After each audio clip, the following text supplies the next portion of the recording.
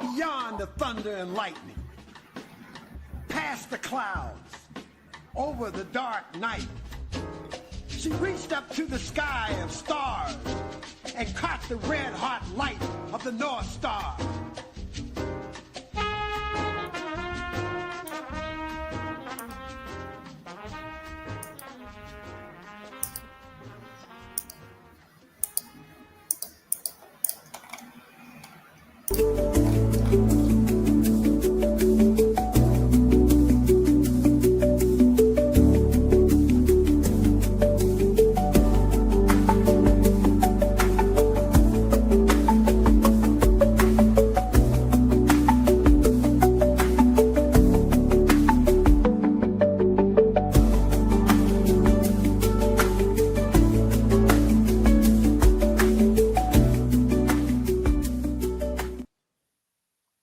Greetings, and as always, welcome back. Thank you all so much for joining me.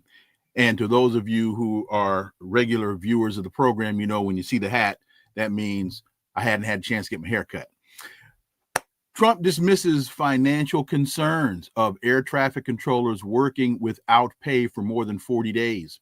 Yesterday, the president reiterated criticism of air traffic controllers who have been absent during parts of the record-long government shutdown when they are being required to work without pay. You know, if you consider me to be essential, I think you need to treat me as essential. This while flight disruptions from shutdown pile up as the president threatens air traffic controllers. More travel disruptions piled up yesterday as the longest ever U.S. shutdown continued. Air traffic controllers have missed their second full paycheck of the shutdown. And in some families, that's 4 checks because you have couples that are air traffic controllers. The Senate made progress overnight on a deal that could end the shutdown, but it has not yet been approved as a funding bill. The president threatened to dock air traffic controllers' pay if they don't show up to work. Yesterday, we discussed this from a more systemic perspective. Today, we want to hear directly from the perspective of an air traffic controller. How concerned should the flying public be? Let's connect some dots and find out.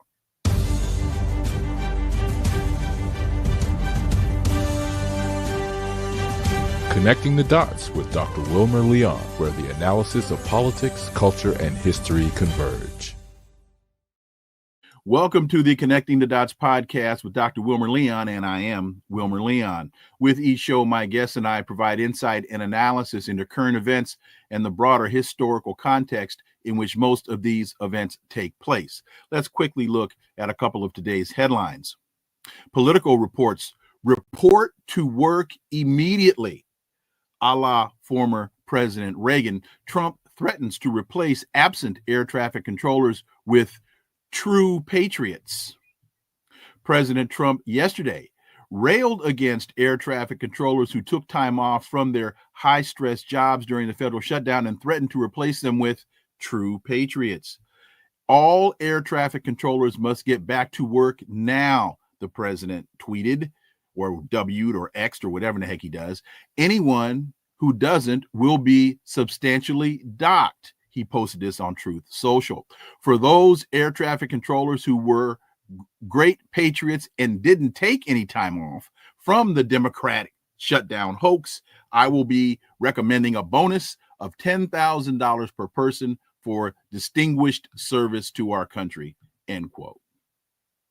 The irony here to me is the United States is a capitalist economy.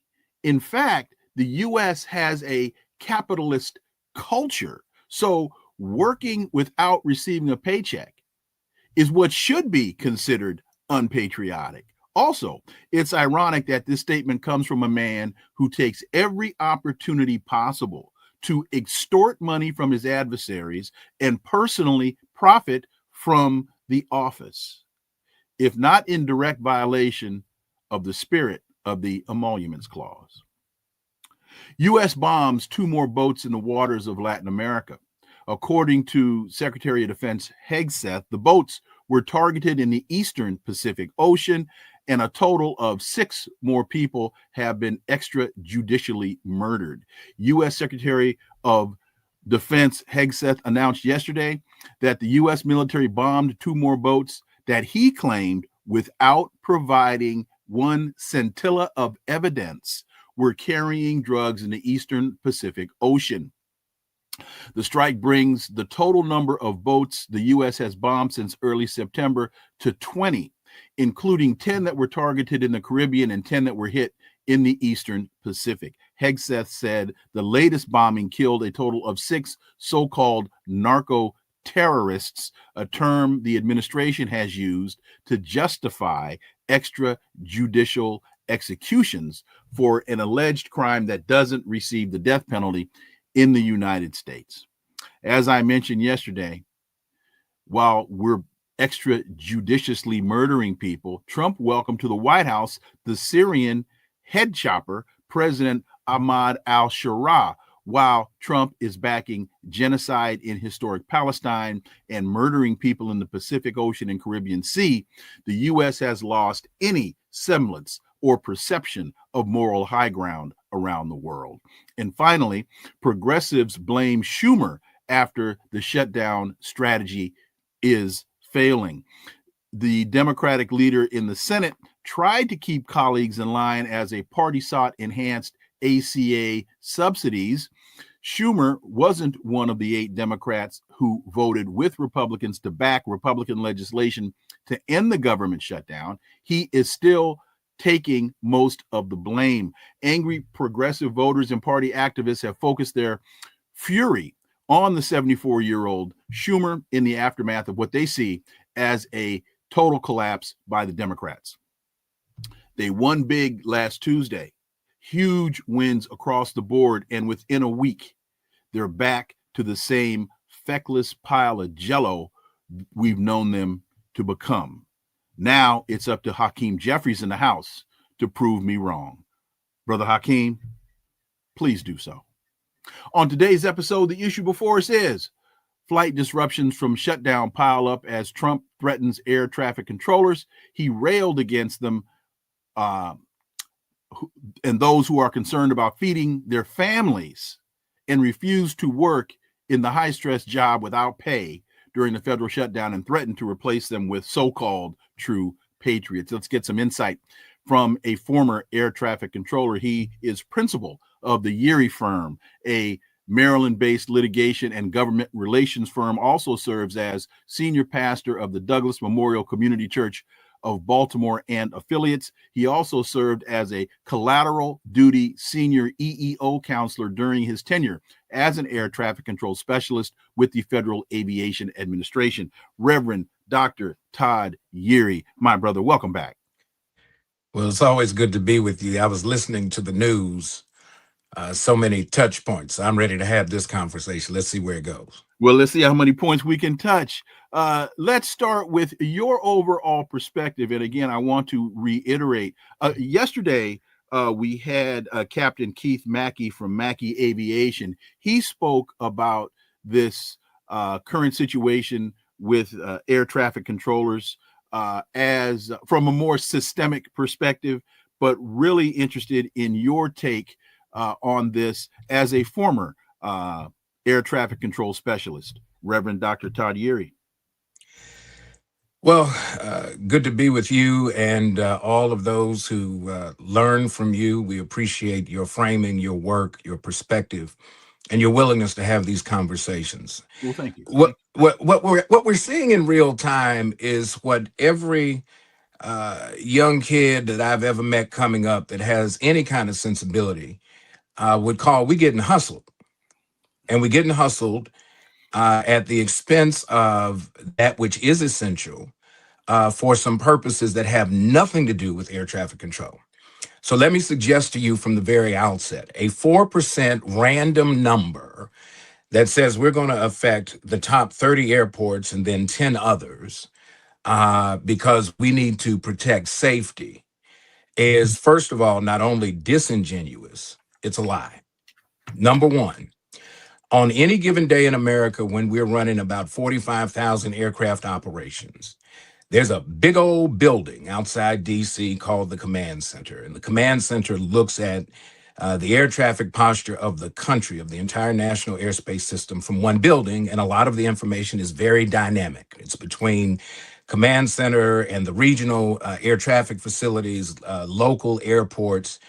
So if there were to be an issue with staffing, that conversation comes up in real time. You cannot take sick leave in advance. You can't say today, I think I'm going to be sick 3 days from now, and therefore I'm going to call in now. That's not even how the air traffic world works. So what they found was a sympathetic target to be able, they being the administration, found a sympathetic target to be able to leverage that got them off of another difficult talking point that they were not winning, and it was getting worse by the day. And so with this whole conversation, what's that talking point? Well, that talking point was that if a bill came back from the Senate, different from the House, the Speaker would have to convene the House.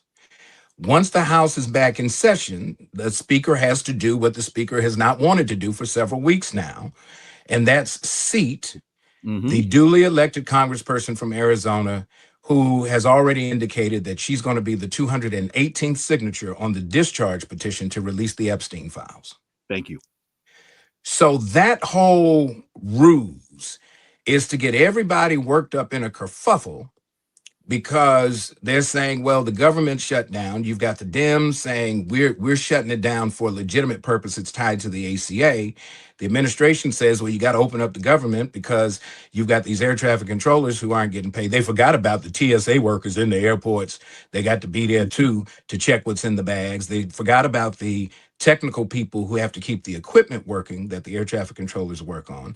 This has been a whole hustle. In the words of Malcolm X, we've been bamboozled. Hoodwinked and led astray. And led astray. And to be clear, to be very clear, it is only for the self-serving interest of the administration. And how do we know it? The president let it out. He said, all of you air traffic controllers that we were concerned about, supposedly, get your butts back to work. And when you mentioned Reagan, remember, I grew up in an air traffic family. Both of my parents were controllers. I have my cousin and his wife. So my cousin in love and my cousin, they still work at Chicago Center.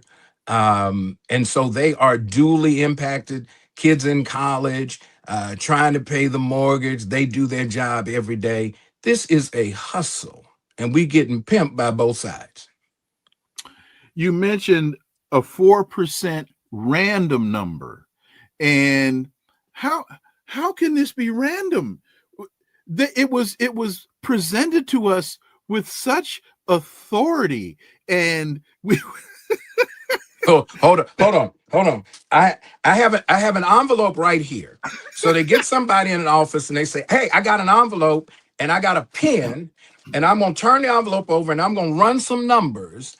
And I'm going to say, all right, if I've got 45,000 operations, 10% of that is 4,500. Half of that is 2,250. So that's 5%. Let's just pick 4% and see what that does for us. It doesn't get too extreme. It's not out of the typical daily margin. Give you a case in point. I flew into Chicago the other day. On a clear, dry, clear day, clear, clean day, the landing rate at O'Hare, we usually call it 100, right? 100 landings in an hour. That's 100 landings divided usually by two runways that are active, right? If there's anything going on at the airport, rain, fog, shortages, we do a reduction. That reduction might take you down to 76. Now, if I go from 100 to 76, I just reduced my landing capacity by 24%. It's a real simple thing, right? You would get 4% just operationally, not by some mandate. Everybody that's ever done air traffic control says, how do you come up with 4%? If you're worried about safety and you're saying the controllers are stressed, 4% doesn't help the stress level. Oh, by the way, you could reduce it 25%. I'm not getting paid. Right. Which is the only thing is, of the stress. if you want to address my stress, give me my money. Don't reduce I don't care how many airplanes you reduce it by. I got to come to work anyway. If I have to come to work for zero, if I still have no money, I can't pay my mortgage. I can't pay for gas. Oh, by the way, that I got to use to get back and forth to work, right? I can't pay all of the essential needs, right? And for some people, most controllers don't make a whole lot of money. Air traffic controllers in the remote parts, right, in the Dakotas and Wyoming, in remote places in some of these states where you have a huge airport and not too many other airports to speak of, they're not making big money. They're already struggling. Mm-hmm. And so to use them in this way is offensive. And the president just tipped his hand. Do you see them being used? Are both sides complicit in this abuse? Todd? Anytime the government shuts down for an extended period of time and employees cannot get paid for work that has been done, it's an abuse of the relationship between the employer and the employee. Mm-hmm. They knew this was coming. The reason I believe that the Senate and the Dems had to make a decision this week is you have to understand the government pay schedule. Mm-hmm. There's a pay period that ends on Friday. This is the pay period that would determine whether or not furloughed and essential workers would get a paycheck before Thanksgiving. Mm-hmm. Now that's critical because everybody knows the day after Thanksgiving, they call Black Friday. Now here you are, you got the whole government shut down. Money's not moving through the system. People upset. Folks who are traveling don't know what to do. Everybody's wigging out. And you get to Black Friday and the government still shut down.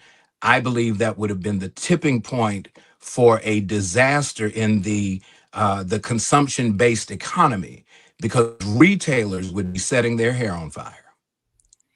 And they did not want, the government did not want it to be known that you had government workers going into the Thanksgiving holiday and they would not get paid. If you had government workers showing up, think about this, showing up at a food line, feeding line during Thanksgiving, they didn't have money for food. That is an image that folks don't get out of their heads. So they were avoiding, I mean, talk about this train's coming and we about to get hit. They were about to get hit. And so you had this fraction inside the Democratic Party, the Republicans going along with it. They only pushed this to January 30th. They only wanted to get through the holiday. It's the optics of the issue. They still haven't dealt with the substance of the matter, and they still don't have a strategy for it. That's the difficult thing, because basically what you're saying is you pimped government workers for nothing.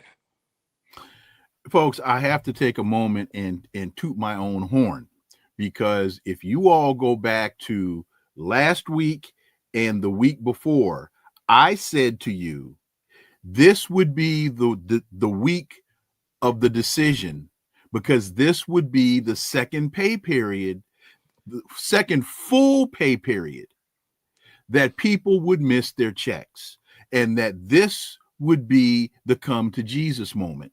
This is when the hard decision was going to have to be made, because folks had now gone into missing their second full paycheck. I told you all that 10 days ago, and look at where we are now. So thank you for that commercial. So Jeanne Shaheen says yesterday, the Senator Jeanne Shaheen, she says, and I think she speaks for all the Dems, that Tim Kaine in Virginia and others, this was the best deal on the table. Obviously, she knows very little, if anything, about negotiating. Let me put the point there, and then I've got another follow-up on that point. Reverend Yeary. It was the best deal on the table. Well, what were the other deals on the table? And how big's the table?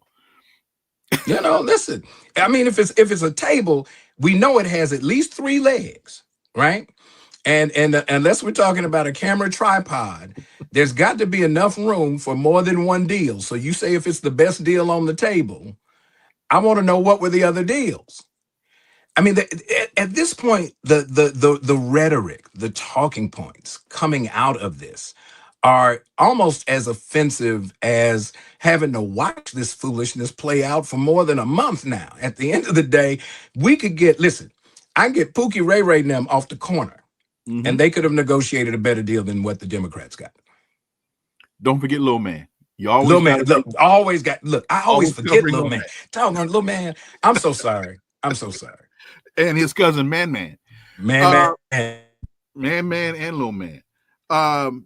So again, Gene Shaheen says that this is the best deal. This was the best deal available.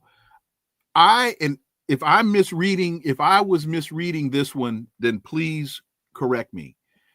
But I started seeing some breaks in the Republican position when the president called Thune, the leader of the Senate, and said, I want you to do away with the filibuster. That, to me, was a signal from the White House of desperation. That, and pun intended, the president knew he had to land this plane and he was running out of runway. And then when Thune says, no, Mr. President, can't do that. That's a short-term solution that'll create a much longer-term problem. And then Mike Johnson comes to the mic and says, Mr. Mike Muppet comes to the mic and says, I was talking to the president yesterday. We talked many times during the day.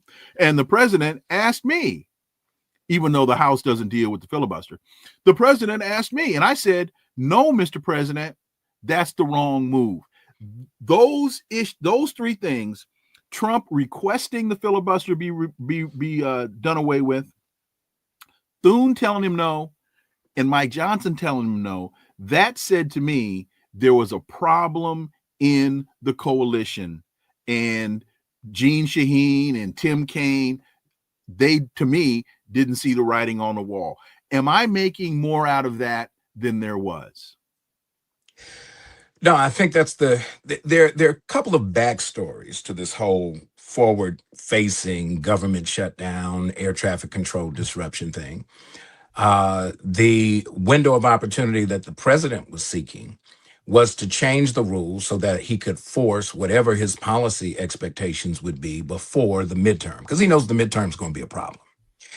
The reason he knows the midterms are going to be a problem is that even with the racial gerrymandering that's going on in the states in the guise of we're just gerrymandering politically, that foolishness, that there are some Republicans, whole bunch of them, who are going to be really, really mad in some of these ruby red states that in a state where the federal minimum wage is higher than the state's official minimum wage are going to be struggling. And they don't look like the people that they often put on the poster in the side of the milk carton to say that somehow or other they're gaming the social safety net system. So you got SNAP. They're going to be affected in those states that expanded Medicaid. They're going to be affected by the ACA changes. That reality is something that they're still going to have to deal with. I'm not convinced. I haven't heard yet where the speaker is. Now that the bill on the Senate side is done and is going back across the hall, whether or not, see, the monkey's now on the speaker's back. Can he keep his caucus in line for opening the government and still not having resolved SNAP, ACA, for members of the House who have a much smaller political pool to appeal to when they go back home for Thanksgiving and Christmas? That's going to be a hard holiday look.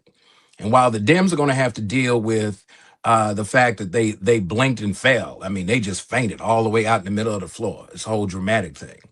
The Republicans are going to have to figure out now, are you sure you really want to put your fingerprints on the fact that you're not going to take care of poor people and sick people in America, where 1/6 of the gross domestic product comes out of healthcare? Are you sure that this is what you want? Because if you want it, we're going to give it to you. This might not be the complete answer to your question, but it's important for people to realize that during the Senate, I won't even call them really negotiations, let's just call them discussions, the Republicans told, I'm trying to be as precise with my language as I can. I don't want to use the word agreed. The Republicans told the Democrats a vote on the ACA will take place, but that language was not incorporated into the bill that has made its way out of the Senate to the House. It was an agreement, a verbal agreement. I saw headlines this morning. Mike Johnson says, I won't agree. I am not committing to an ACA vote tied to involving the clean CR. So Mike Johnson has already reneged on the language that was expressed between those in the Senate and those Democrats in the Senate that decided to jump off the plane and jump off the boat and go along with the Republicans. He said that either very late last night or very early this morning.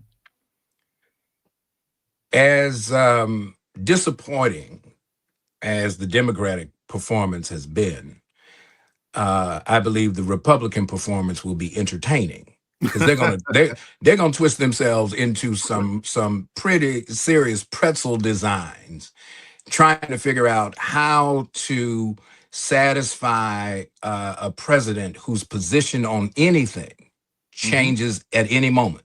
And so they're gonna have to figure out, where does the president land on this?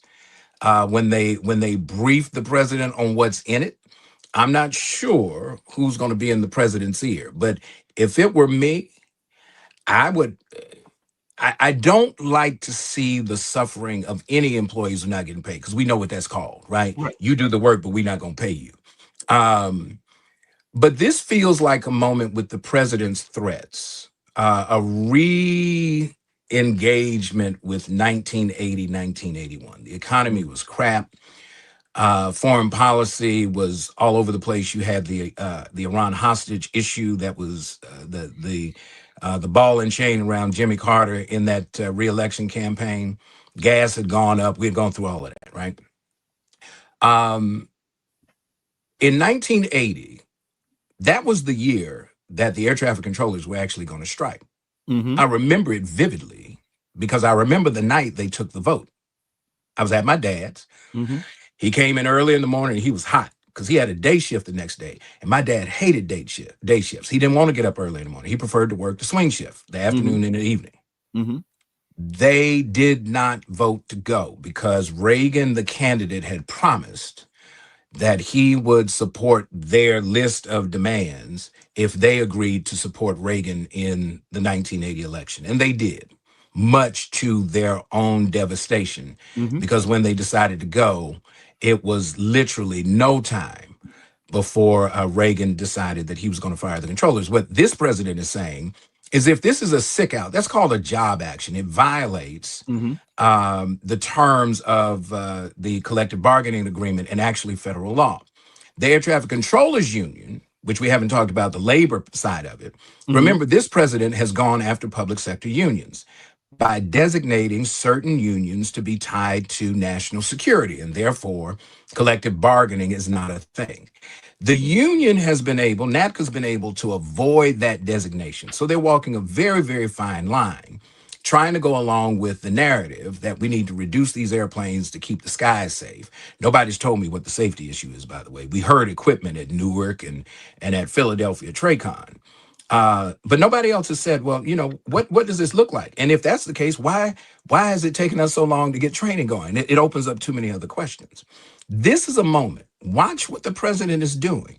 He is trying to make sure that there is more noise talking about something else than what really is going to be at play. If the speaker's going to give 36 hours for the members of the House to get there, guess who coming to that party? There's going to be an extra seat taken up on that flight from Arizona. Well, because I was in the midst of a slowdown in the air traffic control system. How do you know that the flights aren't going to be canceled? How do you? I'm glad you asked that, because listen, I looked at the list. I said, well, let me look at the list. These 40 airports, 30 of them, 30 major airports, 10 others. Guess which airport was not on the list of the 40? Arizona. Reagan National. Oh, okay.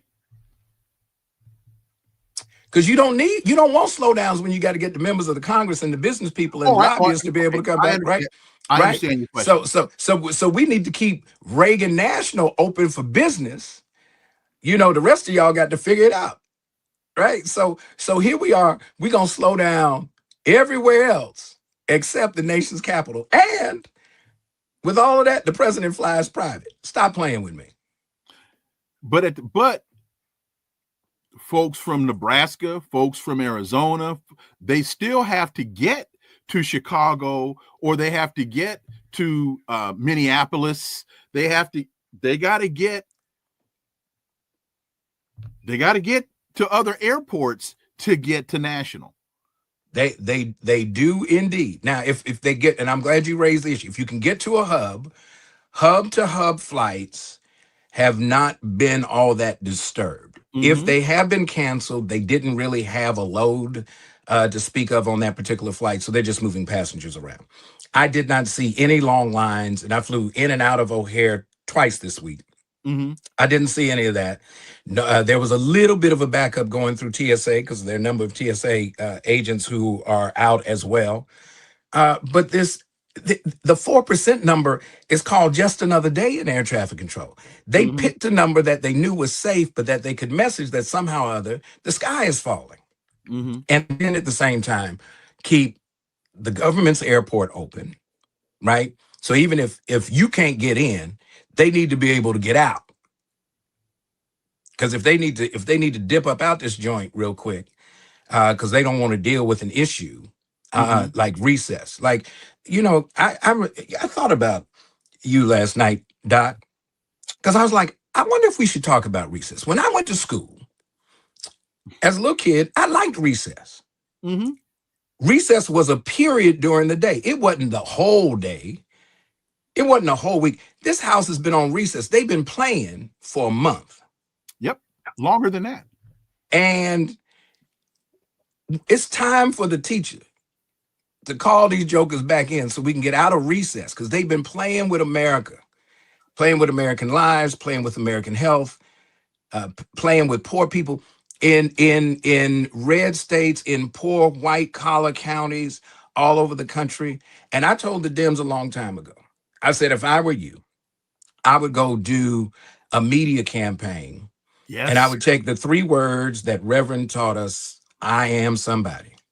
And I would get every person, they treat me like a nobody, but I am somebody. I would make that thing ring all over the country, and I would put as many faces to it in these spaces, and I would run them in every congressional district where these jokers have been silent, and I would squeeze them till they squeal. I am a man was the clarion call. They've been out playing kickball for much too long. Then they got math to do now. They got to come in, because my next point I had here was Congress on recess. How do you? And I kept waiting for the messaging campaign from the House Democrats saying, how do we solve a problem when Mike Johnson has locked the door? How do we solve America? How do we solve this problem when the Speaker of the House has sent everybody home? And oh, by the way, while the air traffic controllers aren't getting a paycheck, while other people have been furloughed and other people have been fired, we're still getting paid in full. I was waiting for that message, and I haven't heard that message. I have heard it, actually, and it's been. I was in a meeting with Bishop William Barber and other Mhm. clergy leaders, with Leader Jeffries and our CBC chair and other members of the caucus. And Bishop Barber brought with him interesting voices. These were impacted white folk from Kentucky, North Mhm. Carolina, and I think one from West Virginia, to talk about how not protecting the ACA was going to affect them, Mhm. and how not protecting SNAP was going to affect them. And they go to work. They had multiple jobs. One was a young guy. He couldn't have been older than maybe his mid-20s. Said, I come from a modest family. I can't even go to school now because I'm not sure where the supplement that helps me to try to get myself in a better economic position is even going to come from. So now I've got to think about dropping out of school, taking up a second job, because I'm not going to be able to, have health care or, the supplemental food stuff. Because, Mhm. eating in the dining hall costs if you go into a 4-year school or whatever the case may be. That's the reality. That's where I think the Democrats have had a messaging problem going all the way back to taking the White House in 2020. Correct. They have been horrible on Correct. telling the story. And instead of getting somebody who's good at storytelling, they don't have to be the subject matter expert. That's their job. But to help them frame a story that resonates with the reality of regular folk in the street, they've not done it. And for whatever reason, the Democratic Party, I believe, is being intentionally tone deaf Thank to you. that reality. Thank you. They don't want what Reverend Jackson was pushing for when he pushed for the change in the rules 40 years ago. Thank you. They don't want coalition building inside the Democratic Party. Now, you said when I said that message isn't being articulated, and you said, I heard the message, I was in a meeting. Well, no disrespect to you, but that's y'all talking to yourselves. What I meant was, when I've got MSNBC on in here right now. I don't hear Hakeem Jeffries saying this. I don't hear Chuck Schumer saying this. I don't hear Hakeem Jeffries and Gregory Meeks and Richie Torres. I don't hear them out saying this. Where are the town hall meetings? Now that's the different question. Now we had a press conference. Well, to me, that's how you get. And the cameras were there. But here we got to remember the reality of where we are with media in America. Okay. You got a BBC debacle going on across the water right now. Right. Donald Trump getting ready to threaten to sue them. These media companies are suffering from litigation PTSD. Right. And they are woefully aware that they've got to be careful with how they message. Mm-hmm. And, the press conference was there. The cameras were there. I was standing there. I saw the lights, but I was like, well, where's the story?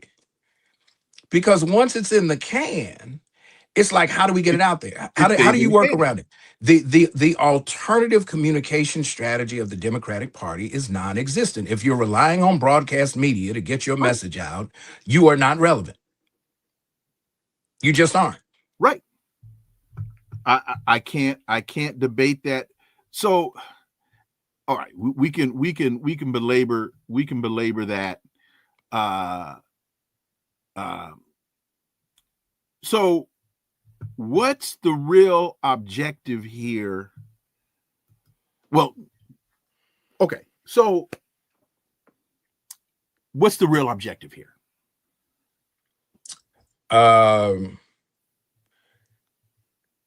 To quote Scooby-Doo,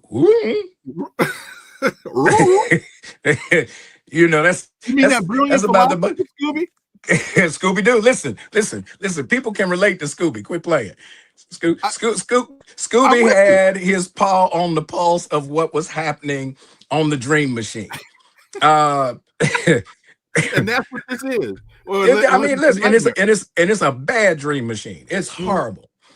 I think the objective is now they got to figure out how they reposition the messaging, and they got to see what Mike Johnson's going to do. All right, whatever we are where we are, right? The bill is going back, and there are some quote expectations that, to your point about this vote about ACA, Thune has not said anything about it, but my guess is the calculus would be that as they get closer to the expiration of the subsidies, the administration will start to hear from red states that expanded Medicaid and just how difficult letting the ACA subsidies expire will be for their state budgets. I think it's going to get that granular in a few weeks. This was all in the optics. They didn't want to see government employees not paid during the holidays. I knew they weren't going to go more than 60 days, but they had to get past the new year. I knew they weren't going to get what they thought they wanted to get because there would be a price to pay from the principal down the street that was going to call them to the principal's office and the paddles hanging on the door. And so they're all kind of taking this cover. But I'll tell you who I would watch. If you want to kind of see how this is going to play out, watch. I'm going to mention a name, and folks will be like, you got to be out your mind. And I promise you, I'm not jet lagged. I did get off the plane. I got some sleep. I'm good. I'm watching Marjorie Taylor Greene. There you go. I'm going to listen to what. Look, now I know that sounds. I promise you, it's too early. I have not been drinking. I'm not drunk. I'm not hungover. No, I'm with you. I have said this. I'm with you 1,000%. I'm with you. And here's another reason why. Here's another data point to support your point. I think it's the Washington Post this morning. Below the fold, Donald Trump has said Marjorie Taylor Greene has lost her way. He didn't say she's lost her mind. He said she's lost her way. And hey, I was saying last week, you've got to listen to her on this issue. That's the caveat on this issue, because even a blind squirrel can find a nut in the forest sometimes. Yeah, there are actually two issues that I would listen to her on. The budget's one, right? Because she said it's personal, right? And then the Epstein debacle is the other. Yes, that's the other one. Both of those are they're coming together. This is going to be a double feature. There's a double feature this week coming to a discussion on the Hill near you. And to that very point, when the president says she's lost her way, let's not forget that Marjorie Taylor Greene has presented herself as a candidate for the Republican nomination to run against John Ossoff for his Senate seat. His Senate seat is up in 2026. Right. And so when the president sends out these coded words, I think that's signaling to say that, okay, maybe we need to find somebody to challenge her so that then her political fortunes become much more limited. She's lost her way. That's code word. Somebody knows what. That's like blowing a dog whistle to a dog. Don't nobody else understand what's going on, but the dog is responding. And here's one of the things that signaled to me very early in this discussion, beyond the Epstein issue, because she had been on that one for a minute. When it came down to the ACA, she made it incredibly personal. She came out and said, you're telling me that my son, my adult son, is about to experience I can't remember what the number was, but it was some ungodly amount of money increase in his premiums. She said, at my dinner table. When I heard her say that signaled to me, A, you're listening to your constituents, and B, when you make it that personal, you can't back away from that position once you have made it that personal, because that then begs the question, when you decide now it's time to shift to the pressure, well, what happened to your son's Who's paying your son's health? Those were signals to me early in the game that she was putting a stake in the ground. And, rightly so, right? Even, a blind squirrel in church, we would call it, everybody has their conversion moment. Mm-hmm. Now, let's hope she doesn't backslide. Mm-hmm. Right. And so you gotta listen to the whole conversation, just not the soundbite. But I think on this issue, she's right. And I think if she's so forward, she's not out there by herself, right? She's not that kind of a pioneering politician inside the party. Right. She's got some folk with her who have that same position. They just haven't gone live yet. And so I think we'll see that play out once the House gets back in the next day or so. Because they know they got to get this thing to the president in some form before Friday. Otherwise, they're gonna have a problem going into Thanksgiving. So, with all that you've just articulated, and in a number of instances you've spoken pronouns, is this really kabuki theater? Are both sides complicit in the fraud?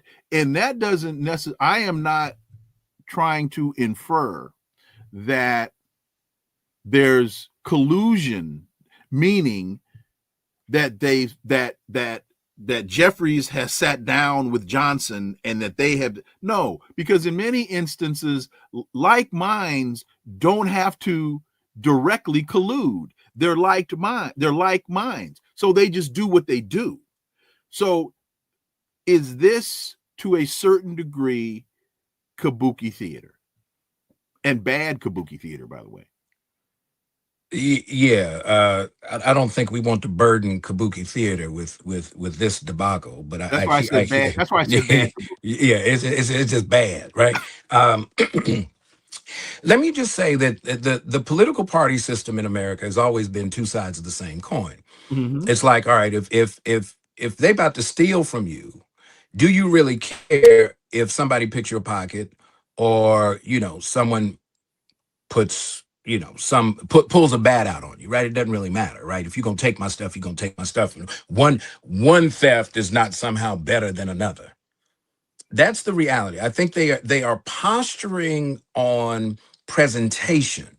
The outcomes they don't really have a lot of clarity on because they're not putting anything out there that is so forceful that it gets the energy and the emotion up. And I think the problem they keep running into, they being the parties, this time it's the Democratic Party because you have a Republican president, is that they would have to get the energy up and maintain it to win the position and then keep the folks interested through November. That's always been their problem, that they don't have the kind of credibility relationship with regular everyday people that keeps the regular everyday people focused on how do we keep this momentum all the way up through the next election? We're a year out. And I think some of the kabuki theater you're talking about is they realize that if we let this issue go too soon, it may come up too fast for our people to respond to it. We saw it happen with H.W. Bush, with the first Gulf War. War ended too quickly, and then the next thing you know, it was back to the conversation about the economy, and the economy sucked. And he ended up losing to Clinton. And of course, you had Ross Perot in the middle of that as well. And so I think they're trying to figure out what's the timing of this. The president's response is about the timing of this, but the president knows he can make an issue anytime he opens his mouth. So it doesn't really matter what the people on the Hill are saying. That's why they're reacting to him. The Congress of the United States has become an agency of the executive branch of government. There's no other way to say it. Correct. And so now you have the agents of the agency doing what agents do, keeping up a lot of commotion, but getting nothing done. The Congress has abdicated its constitutionally mandated responsibility of checks and balances and separation of powers. And to your point, they have become the agent of the executive branch, which means democracy is in trouble. Approaching this from another way. Is this issue, this ACA issue, is this really a serious point of concern for the Democrats as it relates to the best interest of the people? Or is it the politically convenient narrative that they have stumbled upon to attack the president? Why do I ask that? Well, if you go back a couple months, the issue was Epstein. Epstein. That was the issue. When are you going to release the Epstein files? Why aren't you going to release the Epstein files? You got to release and then when that wasn't really generating the result that I think they were expecting it to generate, they shifted to this issue and then realized, hey, we've got something here we can run with. So, and very quickly, another reason why I asked that question is there's really nothing else that they have to present. I'll put it that way, and then I got another question. Go ahead. Yeah, I don't think it's an either or. I think it's a both and. Okay. Right. Okay. I think the answer to the question is yes.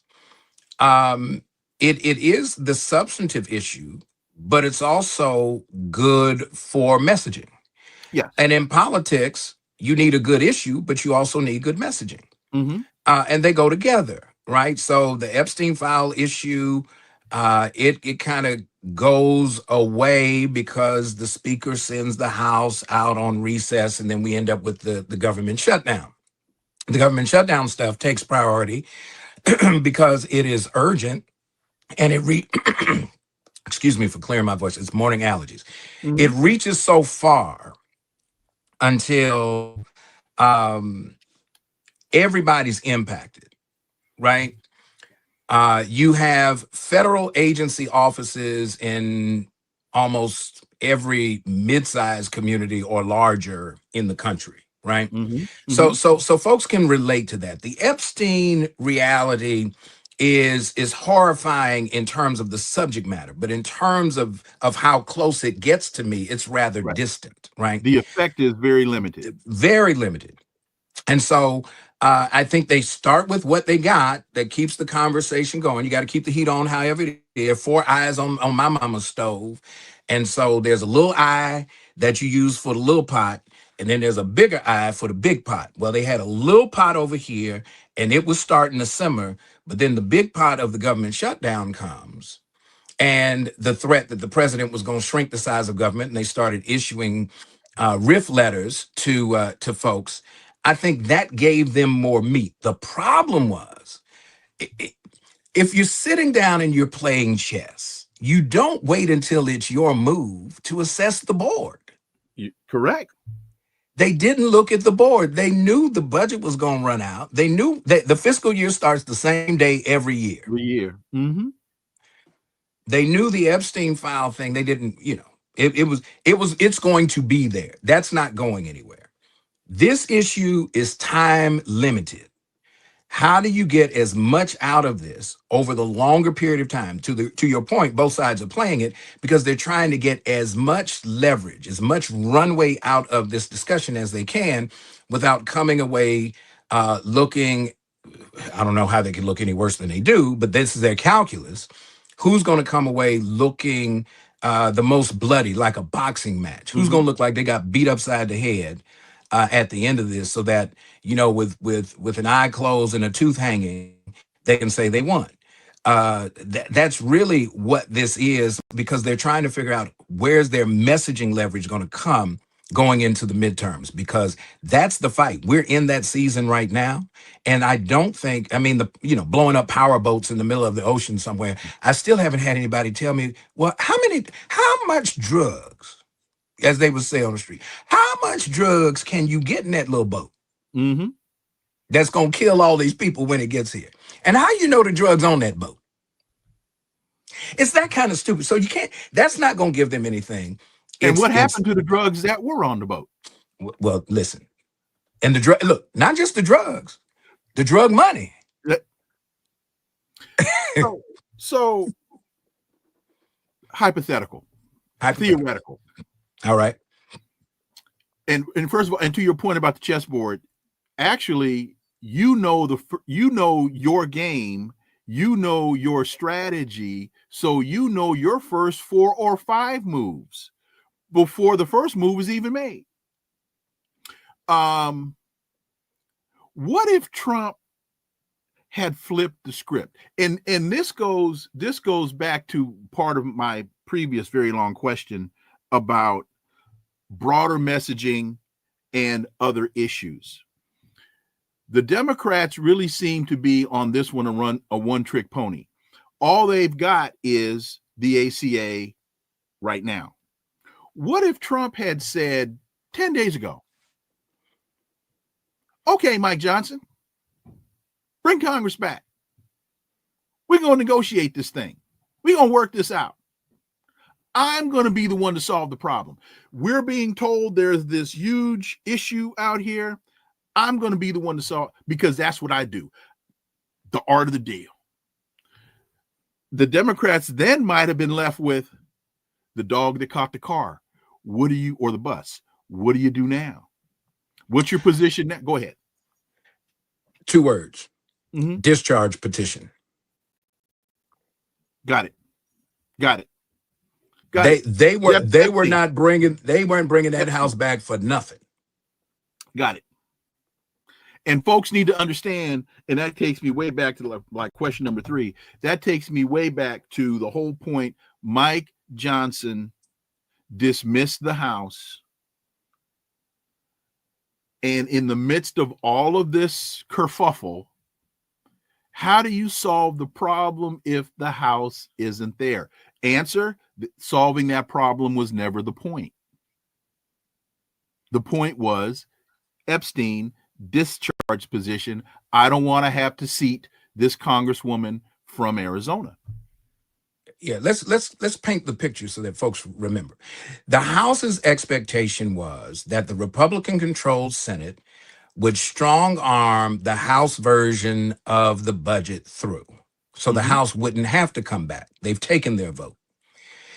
That being said, just before the recess, remember what the optics were. You had Republican and Democratic members of the Congress standing with the victims of Jeffrey Epstein on the steps of the Capitol. Right. And here they come one by one telling their stories. And one of them said something that was really, really curious to me. They said, we can make up our own client list. I said, uh-oh.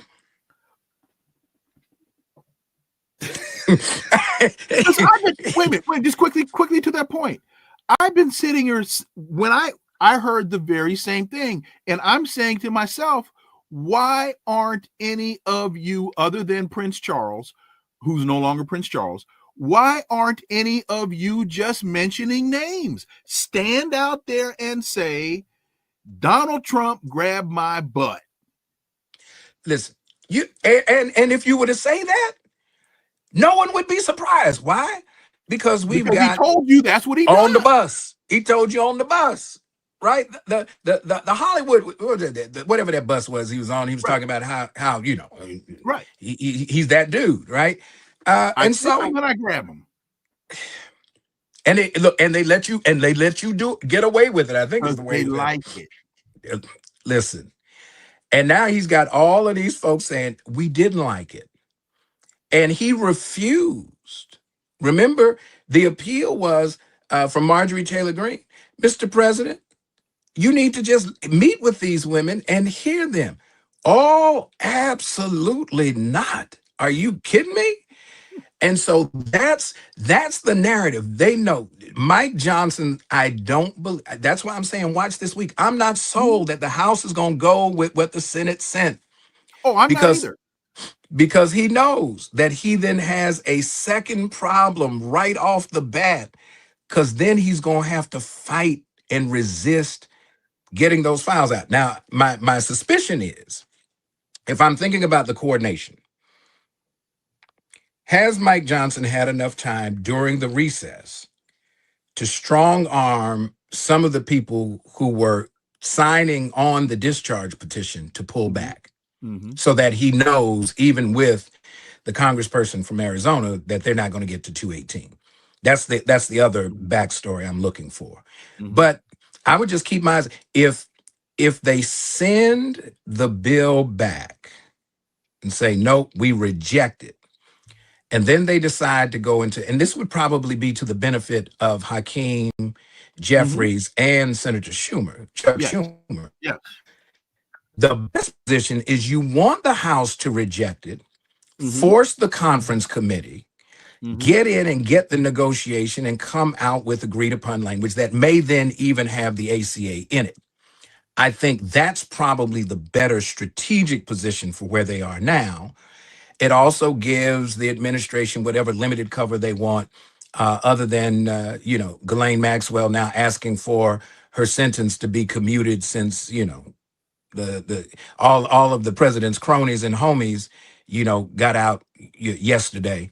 That's where I think this conversation is going. And quickly, folks need to understand that if the bill that comes out of the Senate doesn't match, if the language in the bill doesn't match exactly the language for the bill in the House, it has to go to conference committee so that they can work it out. And because they have to sign a bill with exactly the same language. Can you give me 3 more minutes? Oh, absolutely. Okay. Because I want to shift gears totally and move over to the genocide in Palestine to make this point. This is from today's Financial Times. Mm-hmm. Israeli parliament backs death penalty bill targeting Palestinians. Bill passed by 39 votes to 16 must clear 2 more parliamentary votes to become law. Israel's parliament has backed a controversial bill that seeks to impose a mandatory death sentence on Palestinians who kill Jewish Israelis for nationalist reasons, but not on Jewish Israelis who kill Palestinians. The bill, which was put forward by a member of National Security Minister Itamar Ben-Gvir's far-right Jewish Power Party and passed by 39 to 16, again, it has to clear two more parliamentary votes. This, to me, is a clear example of why Trump's so-called peace plan is a fraud. Peace, as Gil Scott-Heron told us, is not the absence of war. Peace is the absence of the need for war. There's not balance here. There's not sovereignty here. There's not equity here. There's not accountability here. There's no right of return here. It's just more of the same in a white supremacist settler colonial state. Reverend Yeary, your thoughts? So, a couple of things. This has never been about just conflict. This has been Netanyahu needed something to get the monkey off of his back. Remember, he's indicted. Mm-hmm. To change the political profile and the public perception of his leadership so that they would not come for him. And so he takes a very aggressive stance. We've seen the devastation and the harm.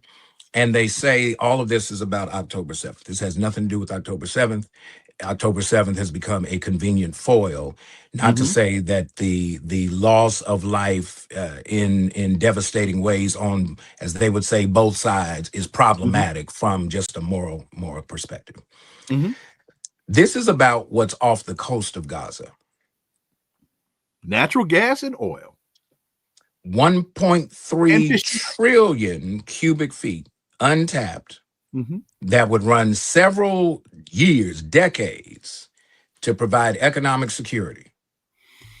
So you take the poorest country in the region and now they get repositioned. So this isn't about building some buildings and turning it into the new Middle East Riviera. Also, the timing is curious that the president is meeting with the leader of Syria at the same time, because they know what the president's role is, to keep the other Arab nations calm from getting into the conflict so that there is no disruption to this land grab that's been a land grab from the first day, right? And even before. Mm-hmm. So that's my first sense on where this is, right? I haven't the only way I get to the money, right? Wars are never detached from money. Mm-hmm. The Berlin Conference was all about money. Mm-hmm. The rules of engagement, where the United States oversaw the partitioning of the continent, were that in order for a European country to say, this is the territory that I want, they first had to have an established economic interest supported by the military capacity to protect it. Mm-hmm. Were the two rules. Mm-hmm. And the U.S. was the mediator and the arbiter of those outcomes. So that's the role that the U.S. is playing in that regard as well. What will be interesting is I haven't heard in a while, what is the posture of the suit, the litigation brought by the Republic of South Africa against Israel before the World Court. Mm-hmm. Those are some of the dots that we need to kind of keep an eye out on while this day-to-day kind of tactical engagement plays out. I haven't heard much about the litigation aspect of it, and it will be very interesting to see whether or not at the end of these administrations, right, Netanyahu on one side, Trump on the other, you could add Putin to it if you want to, whether or not international law will be left in tatters, where there will be no legitimate international framework that kind of mediates and moderates the engagement between sovereign nations.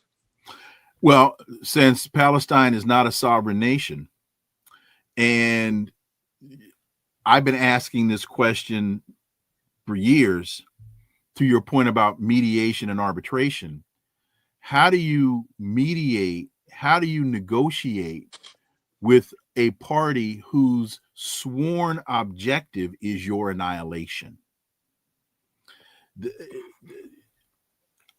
I don't know the answer to that question, other than you can't. Unless you develop a strong enough resistance to where you're able to say to them, not today, homie. It ain't gonna go that way. Short of that, go ahead. Yeah, I mean, when you're never negotiating one-to-one, right? Mm-hmm. If we go back to the Durban meeting in 2001, Mm-hmm. and remember when the resolution came out that called out Zionism, Israel is a Zionist state, right?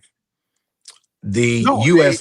they called it an apartheid Zion, right? But it was clearly focused. And right. remember that President Bush did not send a senior level delegation. It was a junior level delegation.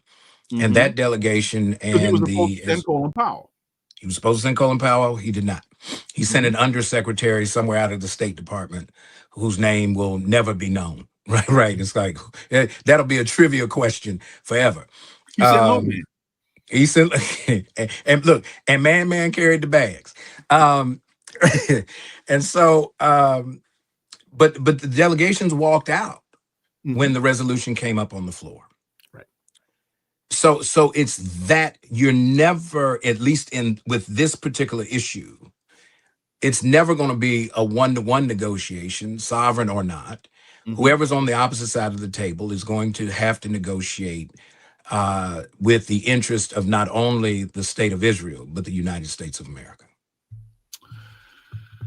Wow. Well, Reverend Dr. S. Todd Yeary, man, phenomenal analysis. Phenomenal. Really appreciate it. I appreciate hanging out with you. I'm just trying to make Lil Man and Man proud of me because I got to keep my street cred. And them. And them. Don't forget them too. And them. And them. My brother. Hey, man, really appreciate it. Again, phenomenal analysis, as always. Really appreciate it. Look forward to having you back. Anytime, my brother. Keep up the good work. Keep connecting the dots, because at the end of the day, there's going to be a picture. And let's hope that picture doesn't have a hood on it. That's all I got. Enjoy the day, man. Folks. You too. I got to thank my guest, Reverend Dr. S. Todd Yeary, for that phenomenal analysis. Thank you all so much for listening to the Connecting the Dots podcast with me, Dr. Wilmer Leon. New episode tomorrow, as with yesterday, getting everything locked in. So be patient, but trust me, in the words of the Moon Man, it's going to be a big one. Please follow, subscribe, leave a review, share the show, all the links. Follow us on social media. All the links are below in the show description. And remember that this is where the analysis of politics, culture, and history converge, because talk without analysis is just chatter, and we don't chatter here on Connecting the Dots. See y'all tomorrow. Until then, I am Dr. Wilmer Leon. Have a blessed remainder of your day. Peace. I'm out.